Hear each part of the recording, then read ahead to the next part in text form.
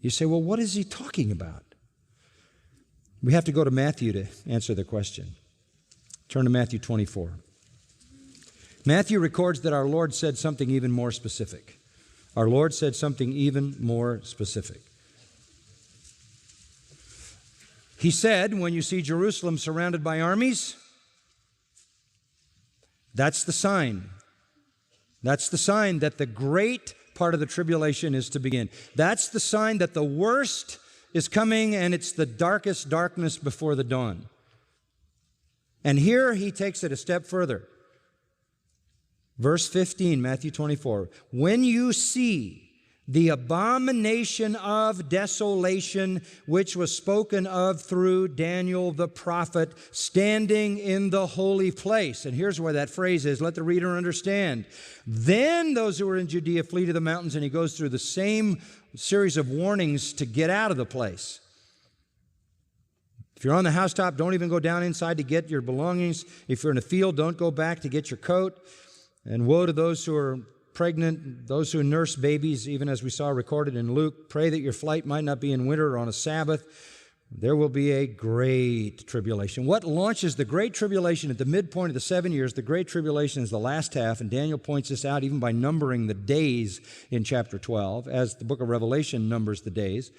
What triggers the last half, the worst half, just prior to Christ's return, what launches that great tribulation is when the armies surround Jerusalem, and there is the committing of what Daniel calls the abomination of desolation. The abomination of desolation. Jesus is very specific. Jesus then relates Daniel's prophecy of the abomination of desolation to the end time. When you see the abomination of desolation, you know that's the time. That's the end time. Right after that, verse 29, comes the tribulation, its final form. The sun is darkened, the moon doesn't give its light, the stars fall, then the sign of the Son of Man appears in the sky. This is all eschatological. This is all in the last days. So our Lord is talking about a period in the end of history when the armies encamp around Jerusalem. And they encamp around Jerusalem with the purpose of desolation. That's simply a word that means to ruin, to destroy. They camp around Jerusalem with a view to coming in and creating desolation. What specific desolation? The abomination of desolation, says Matthew. And so he fills out our Lord's words. Just exactly what is an abomination? It is a blasphemy. It is a blasphemy. That's the meaning of the word. There is committed at this time a blasphemy. In fact, an abomination to God is any act of idolatry, anything that blasphemes His name, His honor, His worship, His glory, His place. Certainly, spiritual uncleanness is a blasphemy and an abomination. Certainly, immorality of any kind, unrighteousness is an abomination. But in particular, idolatry is an abomination. So we have here then, in the end time, the prophecy of nations surrounding Jerusalem, and inside Jerusalem, there is committed an abomination of desolation, which is spoken of by Daniel.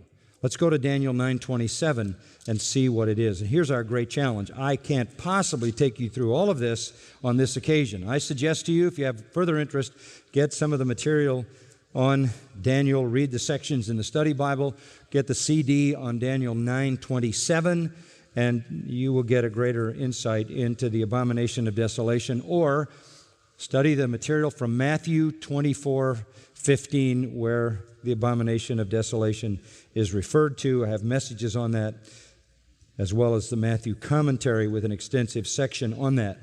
There's also a chapter in the book, The Second Coming, which deals with this as well. But look at 9:27 in Daniel. And he will make a firm covenant, talking about the Antichrist. In the end time, there will come the final Antichrist, the final false Messiah, the final false prophet.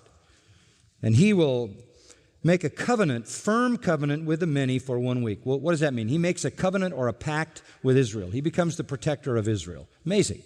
They are still in unbelief when the tribulation begins. The church has been raptured. Now the tribulation begins. Israel is still in unbelief. The Antichrist comes along. He offers himself as the protector of Israel because Israel is sitting in a still very, very hostile world. So the Antichrist comes along, offers himself as the protector of Israel.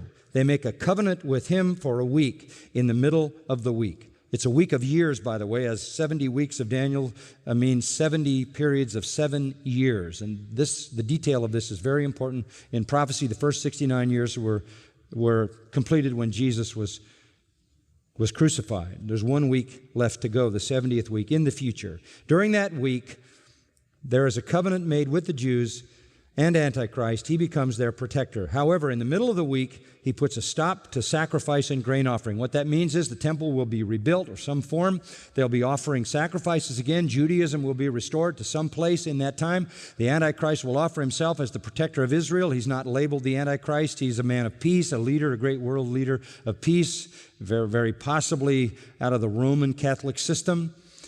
He comes in, sets up some kind of pact with them, becomes their protector. However, in the middle of the week, puts a stop to their offerings, their sacrifices, and creates what is called the abomination which makes desolate.